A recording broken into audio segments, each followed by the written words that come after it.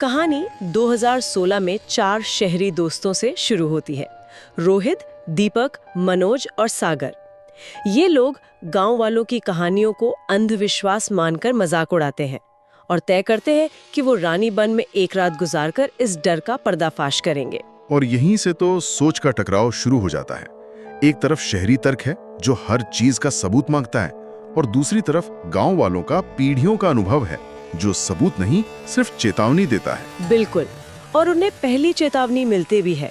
जब वो जंगल की ओर निकल रहे होते हैं तो गांव का एक बुजुर्ग उन्हें रोकता है और बस एक लाइन कहता है, अगर किसी औरत की आवाज सुनो तो पलट कर मत देखना। ये लाइन बहुत जरूरी है।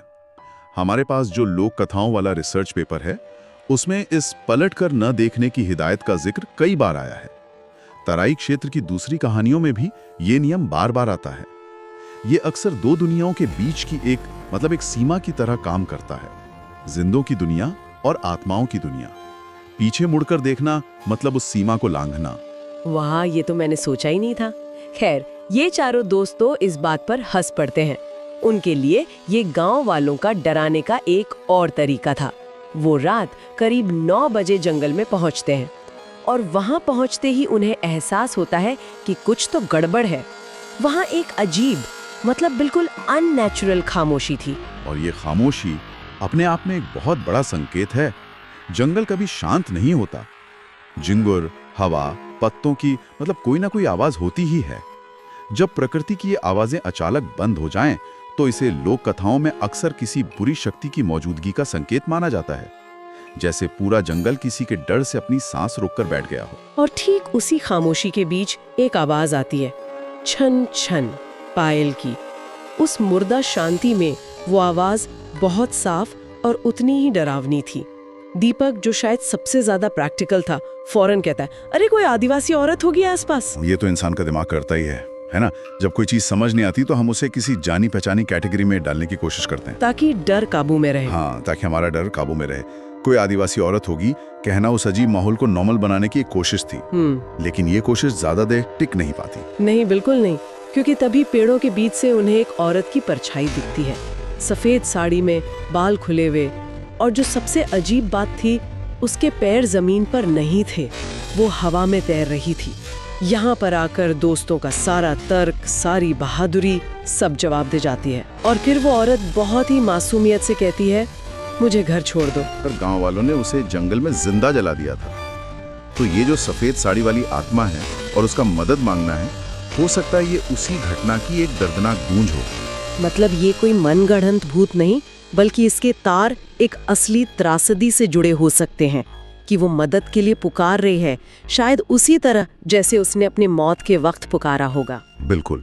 लोक कथाएं अक्सर ऐसी ही किसी ऐतिहासिक त्रासदी या अन्याय से जन्म लेती हैं। वो उस घटना की याद को जिंदा रखने का एक तरीका बन जाती हैं। अब इस उलझन और डर के माहौल में मनोज से वो गलती हो जाती है। वो पलटकर देख लेता है। हाँ, और कहानी के मुताबिक उसके मुंह से सिर्फ एक चीख निकलती है। उसके दोस्तों ने बताया कि उसके चेहरे पर ऐसा खौफ था जो उन्होंने जिंदगी में कभी नहीं देखा था, जैसे उसने मौत को अपनी आंखों से देख लिया हो। और अगले ही पल वो जमीन पर गिर गया। उसकी सांसें बंद हो चुकी थीं। अब यहाँ सवाल उठता है कि उसने ऐसा क्या देखा। लोक कथा वाले रिसर्च पेपर में एक दिलचस्प थ्योरी दी गई है। उसके मुताबिक ऐसी आत्माएं सीधे तौर पर किसी को नहीं मारती, लेकिन जब कोई नियम तोड़कर पीछे देखता है तो उसे उस आत्मा का असली भयानक रूप दिख जाता है।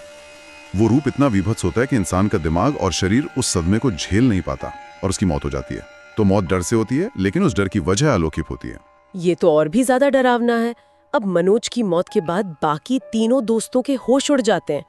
रोहित, दीपक और सागर अपनी जान बचाने के लिए भागना शुरू करते हैं, पर जंगल उन्हें बाहर निकलने नहीं देता। वो जिस भी रास्ते पर भागते, घूम फिर के एक ही जगह पहुंच जाते, एक बहुत पुराना बरगद का पेड़। और बरगद का पेड़ भी बहुत मायने रखता है। तराई की मान्यताओं में पुराने बरगद के पेड़ों को अक्सर आत्माओं का निवास या दूसरी दुनिया का दरवाजा माना जाता है। कहानी में इस बात का भी जिक्र है कि उस पेड़ के नीचे जली हुई दियों की राख पड़ी थी। इसका मतलब है कि गांव के लोग उस जगह के बारे में जानते हैं। वो वहां शायद पूजा पाठ या कोई रस्म करते हैं उस आत्मा को शांत रखने के लिए। तो ये दोस्त अनजाने में एक ऐसी जगह पहुंच गए थे जो पहले से ही एक आध्यात्मिक केंद्र थी, चाहे वो सकारात्मक हो न नकारात्मक हो। हाँ, वो सिर्फ एक जंगल में नहीं थे, बल्कि एक पवित्र या कहें कि एक वर्जित सीमा के अंदर भटक रहे थे। और उसी बरगद के पास वो औरत फिर से उनके सामने आती है। इस बार वो बहुत करीब थी। कहानी में बताया गया है कि उसकी आंखें पूरी तरह काली और खाली थीं और उसकी गर्दन एक अजीब एंगल पर मुड़ी हुई थी, जैसे टूटी हो। और फिर वो फुसफुसाती है, जो पीछे देखता है वो यहीं रह जाता है। यह लाइन पूरी कहानी का सार है। ये मनोज के साथ जो हुआ उसे सीधे सीधे कंफर्म करती है। और ये यहीं रह जाता है का मतलब सिर्फ मर जाना नहीं है, इसका एक गहरा मतलब है। ये उस जगह के नियम को स्थापित करता है कि अगर तुमने राज देख लिया तो तुम भी उस राज का हिस्सा बन जाओगे। तुम उस जंगल से बाहर कभी नहीं जा पाओगे। और शायद इसीलिए अगली सुबह जब गांव वालों को तीनों दोस्त बेहोश मिलते हैं तो मनोज वहां नहीं होता। पुलिस ने, गांव वालों ने, सबने उसे ढूंढा, लेकिन उसकी लाश कभी नहीं मिली। वो बस गायब हो गया, जैसे जंगल ने उसे सचमुच निगल लिया हो। और यही अधूरापन इस कहानी को और भी डरावना बना देता है। अगर लाश मिल जाती तो कहानी खत्म हो जाती, लेकिन उसके गायब हो जाने से ये सवाल हमेशा के लिए जिंदा रह गया कि क्या वो सच में वहीं रह गया। ये डर को हमेशा ताजा रखता है। बाद में गांव के बुजुर्गों ने ही उन तीनों को रानी की पूरी कहानी बताई कि कैसे उसे अन्याय से मारा गया था और कैसे उसकी आत्मा आज भी उस जंगल में भटकती है। उसी के नाम पर उस जगह का नाम रानी बन पड़ा। तो अब देखिए तीनों स्रोत कैसे एक दूसरे से जुड़ते हैं। 2016 का आंखों देखा हाल हमें बताता है कि क्या हुआ। ऐतिहासिक लेख हमें बताता है कि क्यों हुआ होगा, और लोक कथाओं का रिसर्च पेपर हमें समझाता है कि ये सब कैसे उस इलाके की मान्यताओं में फिट बैठता है। ये सिर्फ एक भूत की कहानी नहीं है, ये एक जगह का दर्द है जो कहानी बन के जिंदा है। कहानी के आखिर में लिखा है कि आज भी रात में रानी बन के पास से पायल की आवाजें आती हैं और कभी-कभी लोग गायब भी हो जाते हैं। और कहानी इस चेतावनी के साथ खत्म होती है। रानी बन आज भी जागता है और हर उस इंसान को सजा देता है जो उसके राज को चुनौती देता है। यहाँ चुनौती शब्द पे गौर करना चाहिए।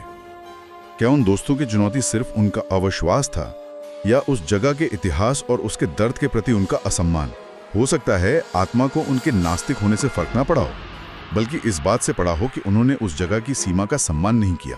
तो जब हम इन सभी स्रोतों को साथ देखते हैं तो रानी बन की कहानी सिर्फ डर पैदा नहीं करती, ये हमें विश्वास, इतिहास और उन चीजों के सम्मान के बारे में सोचने पर मजबूर करती है जिन्हें शायद हम पूरी तरह कभी समझ नहीं सकते।